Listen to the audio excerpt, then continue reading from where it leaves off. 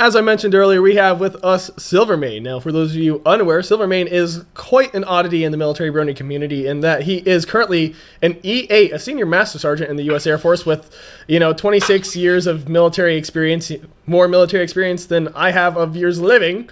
So also happens to be about 2 years older than Dirt. 1 year older. So I have a series of questions prepared. We're doing kind of an interview. Like I said, he is somewhat unique, and I would like a chance to pick his brain to an extent. But this is also going to be a group interview. At any point, I would like to invite Firebrand, Navron, or Tweak to ask any questions they may have about Silvermane. But starting off... Yes, were you nervous at the Battle of Antietam? No, I was way in the back serving chow.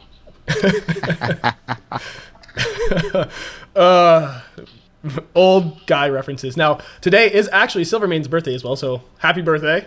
Thank you. Happy birthday! Thank you. It is his 55th, so if Skype isn't lying to me. It did not lie to you. Okay, so, yeah, he's old enough to be my daddy.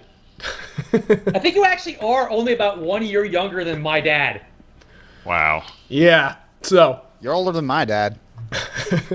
He is... almost a decade older than my dad. There is an irony here in that he is the highest ranking, oldest member among all the FOB Equestria staff, and yet he is kind of at the bottom of the totem pole. He is in charge of no one in the staff, so there is kind of an irony. But, he's very... We still treat him with respect, obviously, as you would hope we would, and he's a very good sport about it, so... We are quite lucky to have you. Now, I am going to ask the standard question.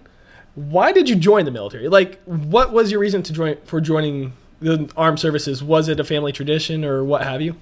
No, actually, I was the first member of my family to join the military, and I wanted to fly helicopters. So I went down to the recruit. This was May of 1977. Went down to the recruiter, and they said, yeah, you look good. Take these tests, and I took the test, and they said, okay, you're going to Fort Rucker in August. So I went down to Fort Rucker in August and in processed, and the second day they said, you have glasses on. You can't fly helicopters with glasses on. But I had already signed up. I said, well, great, what's the next job you have that you fly the most in? Well, it was crew chief, but they were full. So I took powertrain repair, the rotor balancing and all that, because you fly the test flights all the time, and I've been in ever since. Wow. So, I didn't quite catch it. Did you initially say you joined the Army there? Did you? Yes, I was in the Army for 13 years. Yes. So I guess that brings me up to my next question. Would you mind giving us a bit of a brief, or, as much as you want to go in depth, a bit of a history of your military service there? Okay, well, like I said, I joined in 1977, went to Fort Rucker for 3 days, and I transferred over to Fort Eustis, Virginia for school until March of 78. Then I was transferred to the 1st Cav in Fort Hood, Texas. And I was there till 79, and I went to a little place called Mainz-Fint in Germany. It was given over to the German Army a long time ago. And I was there till 1980, and I got out, and I got back in 1990, November, and the unit I was in here in Tulsa was a guard unit, but they were actually attached to the 160th Special Forces in Fort Campbell. And we got activated for a year, and we became part of the 160th. I went to the Green Platoon and got the Maroon Beret and all that stuff. But when we came back in 2003, they had outsourced all the mechanics jobs, the helicopter jobs, to civilians. So they said, well, you don't have a job. And I went over to, I know. I had an electrician license because that's what I did full-time. So I went over to the Air Force side, and they said, yeah, we just happen to have an opening. So I've been with the Air Force since 2003, and I've been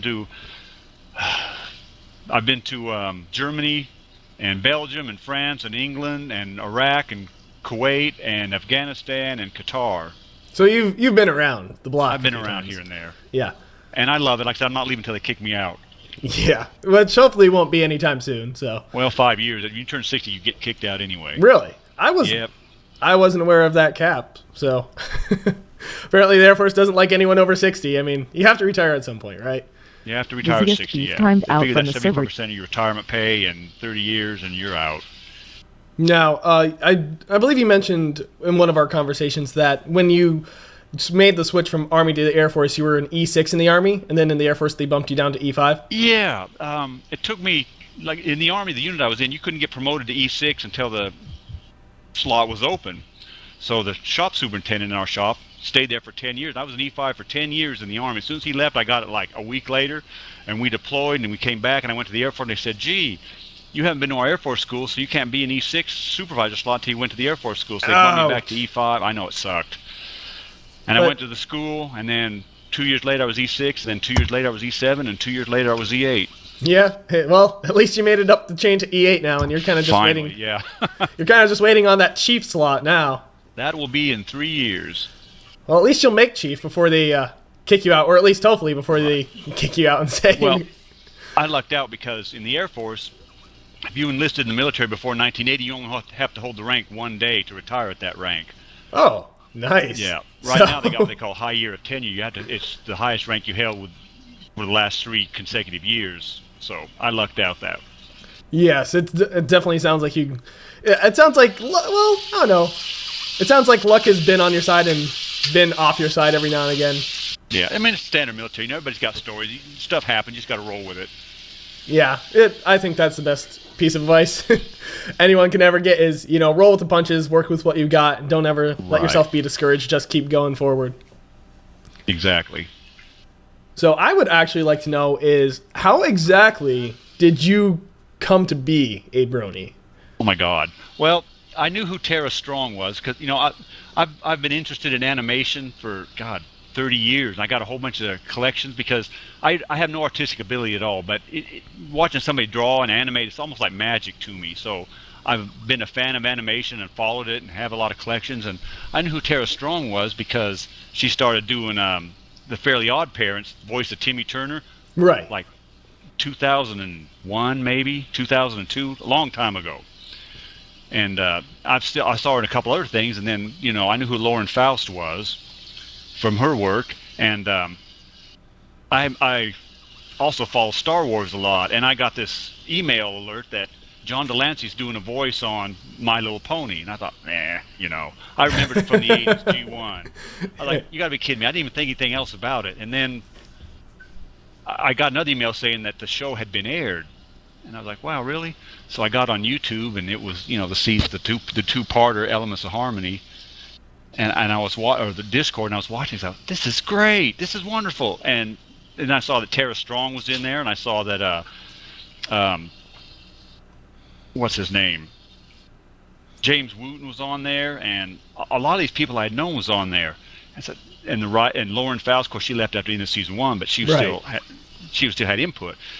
And like it happened to a lot of people, I watched it more and more, and I started liking it more and more, and then I started looking into other aspects of the fandom, the music, the art, and what I found out was the art, the level of artistry that people show in the fandom I've never seen it before in my life. I mean, you look at something like SpongeBob or something that's been around, you don't see near the fan input that you do with this. No, not even close. Every day I get on the internet, and I'm amazed at the level of talent that people have in the fandom. Even if it quit tomorrow, I think it would be able to carry on just from the caliber of people we have in here. Navy Brony. What is it? Yeah, I think that fit perfectly right there. The fandom's actually grown beyond the show a little bit. It's taken on a life of its own now. I agree. Definitely. Now, I do have to ask, did you know about Bronies before coming to learn about the show? I never even heard the word. Okay. So, a little different from me. I did know about Bronies before knowing about the show, and my opinion was initially very negative about Bronies, but as we see, I've come around. I've seen the light. And, is one way of putting it. Now, from the sound of it, it sounds like you came... Okay, is someone taking a damn shower? Yeah, that's Silvermane. There's background noise for Silver. Gina, turn it on. Get out of the shower and in the computer, you dirty old man. No, it was just a skillet going. It should be... Okay. Yeah, okay. Apparently, someone is cooking in the background for Silvermane. Yeah. Okay. But anyway, like I was going to ask the question. It sounds like you came into the fandom about, came across the show about the beginning of season 2. Is that about right? Yeah, that's about right. Okay. So about the same time frame I did. That was what? August, September time frame of 2011? Probably around, late September, maybe early October. Okay. Yeah, I came in around Luna Eclipsed. Yeah. So, I mean, we've all been it sounds like we've all been in this fandom for over a year now. We're pretty well versed.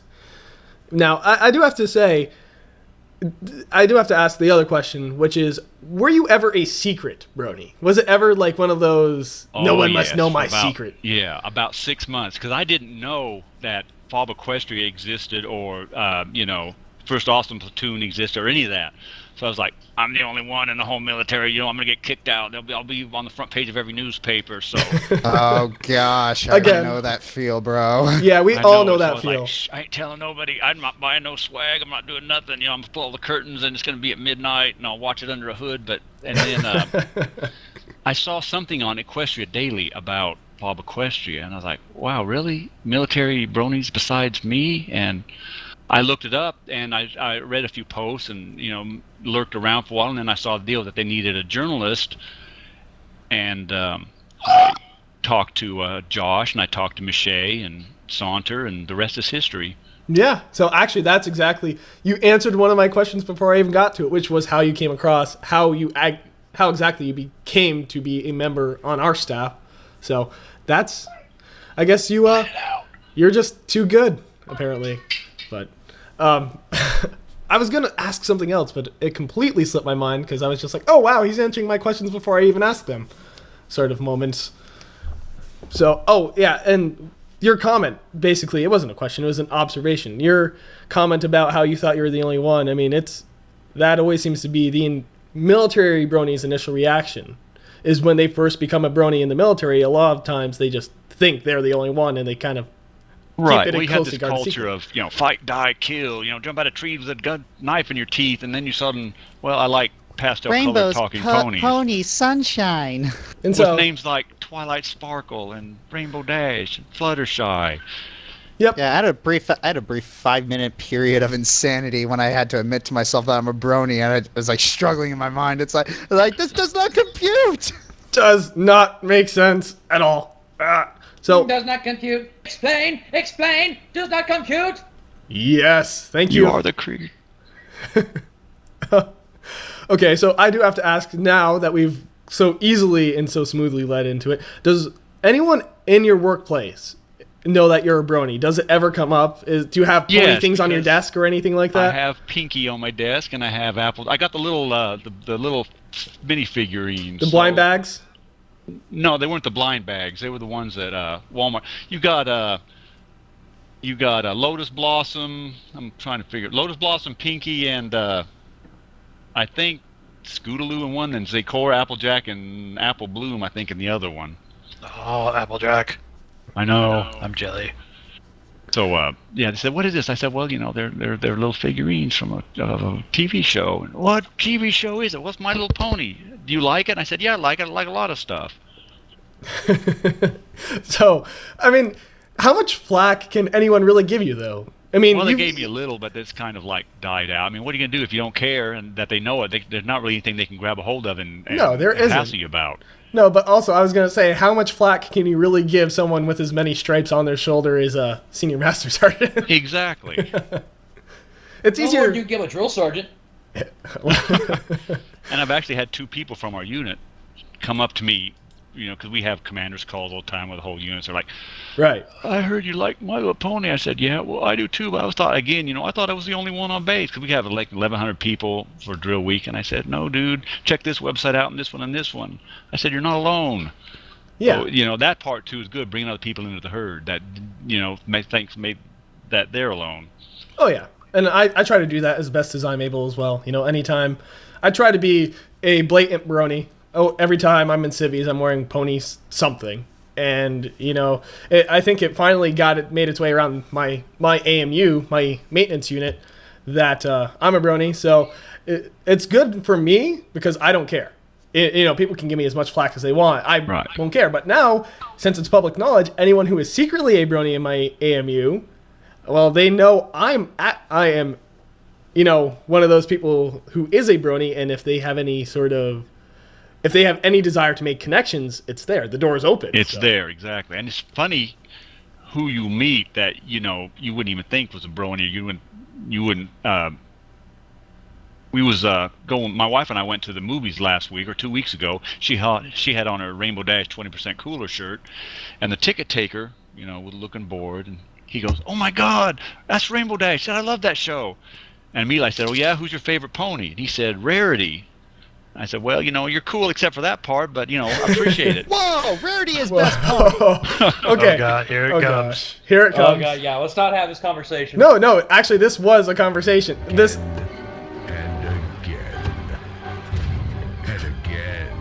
And I had All my right, Sky, we get the point. I had my Pinky Loves Bane shirt on about a month ago at the bookstore, and the clerk said, "Oh, I love that show! I love that show!" So he took a picture of it. Nice. So this question was on my list of questions. Who is best pony in your eyes, and why? Clearly, Me? We have to hear your reasoning. Well, I like Fluttershy, and You're I took wrong. that Brony test on Equestria Daily, and it said Twilight Sparkle, but nah. I like, she's sweet, calm, timid, but the crazy's right under the surface usually. Oh, It doesn't yes. take much to bring the crazy out with Fluttershy. It's always the quiet ones. There's always the quiet ones, exactly. And for best filly, I've always liked Apple Bloom ever since they did Oh, with Bridal Gossip, when she was the only one that wasn't afraid as they core, and everybody in Ponyville was hiding. She's the only one who went to Everfree Forest by herself to check her out. She's an earth pony. She has no special abilities, but she's the brave one. I think I'm Apple Bloom is a close second for me, but honestly, Sweetie Belle has number one in my book. Yes! And we know Babseed has. Well, I know Babseed has number one in Babs. Tweak's book. Yes. Abs is best filly. So everyone, clearly, we have differing opinions here, but that's what they are, opinions. Everyone is entitled to theirs, and well, if you don't like it, you can go pound some sand. We don't really care. But anyway, I have to find my next question here, which I suppose would I have to be. tell you though, I'm way jealous of Tweak's Pinky. He had her everywhere. Oh in, yes, Las Vegas. LPU, and I was looking on some of the videos that I think it was Saberspark posted a whole bunch of videos, and you can see Pinkie Pie and all those shots bouncing around through the crowd on his shoulder. Wow. So apparently, Tweak more famous than he or I was aware. He's pretty famous for that. Apparently, him and his Pinkie Pie going everywhere his through the Pinky. con. Pinky was my only friend. Oh, I don't know if you could say that. I thought we were friends. Aren't we friends? We're work acquaintances. Oh, You're my boss. We can't be friends. And it was funny because he bought Pinky before the con even opened officially. Yes, he did. Silvermane and Tweak and I think even Miche got into the con floor a little earlier because of their press passes and stuff. My flight got delayed, so I didn't actually get there until like the day of the con starting, which that annoyed Right. me. But anyway, this is completely going off on a tangent. Now, on the subject of bests and favorites, what do you have a favorite episode? And if you do, why is it your favorite? Well, I have two really. I have Lesson Zero, which everybody kind of likes because just how Twilight went completely off the rails, and I also like Games Ponies Play just because it showed Rarity in a kind of a different light. Right. I'm actually having trouble recalling which one Games Ponies Play is. Is that Not the Games Ponies Play, Silvermane? but a Dog and Pony show. I'm sorry. Okay. Yeah, a Dog and Pony show. Thank you. Yes, that one was really good. This It's is like whining. it's like with the portrayal that Rarity's been getting lately. It's like I have to go back to those season 1 episodes to remind myself why I love Rarity the most. Well, supposedly the writers mentioned at LPU that she will have an episode in season 4, and I was like, I sure hope so. She sure didn't get one in season 3, and Spike No. got 2. Yeah. And All those Spike characters. Yeah, it's like Spike got 2, Applejack got 2. Yes! They just portray her so badly. And they Well, she was just portrayed her portrayed- so badly in season 3. They did, yeah. Especially the part when she had Sweetie Belle pull that card and push her at the same time. Yeah, that was no. It's like funny. in her I defense. liked It's like it. in her I thought it was- defense, Sweetie Belle wasn't complaining, which is weird. Slave labor is okay if they don't whine about it. Yeah. But yeah, I'd like to see a little bit more Rarity in season 4. Yeah, I think a lot of the fandom would, and that's I know I would simply because I like a well balanced season. I like to see. Sure, I might have my favorites, But I do like to see every pony get their, time under the sun sort of thing. I like. Yeah, that's one thing I did like about season 3. It's like we actually got Applejack episodes that did Applejack justice. Right. Yes. She needed those. Applejack Yes, definitely Best needed Pony them. needed a good episode. But Besides Applebuck season. But we also discussed how, what was it, Spike at Your Service? No, it wasn't Spike at Your Service. It was the pet episode where basically it kind of didn't do Spike justice. Just for sidekicks. Just for sidekicks, Yeah. yeah. I don't think any episode featuring Spike does him justice. It's Here's like, the I problem. really like Spike as a character, but he just shouldn't have episodes. It's like where he belongs is just on the sidelines giving snarky commentary. Yeah, the Yeah. problem That's what the I thing- like the thing- about him. The thing about Spike is that he's not the best character as portrayed on the show, but to me, anyway, he has the most dramatic potential when you look at who he is. I mean, he is a dragon raised among ponies, but more than that, he's a dragon who will most likely live for thousands, if not hundreds of years, living amongst ponies that are going to die much quickly. That's a lot of dramatic potential right there. Uh-huh. Yeah. But I was really disappointed in the way they portrayed him in Spike at Your Service because they made him so, unless he did it on purpose, so bumbling he couldn't even sweep a floor without messing it up. Yeah, that too. I was like, no, not Spike. Come on. Yeah. So, I don't know. Actually, this does clearly, I know why Tweak is so interested in Spike. Being a fan fiction writer, he loves to expound upon those interesting little aspects of equestrian life. Now, And my fanfiction, Finding Your Place, is out right now. yes. I And also, suppose. one thing I just really don't like about Spike episodes is that whenever we get a Spike episode, they all seem to take just his flaws and crank them up to 11. Yeah. That just really irritates me.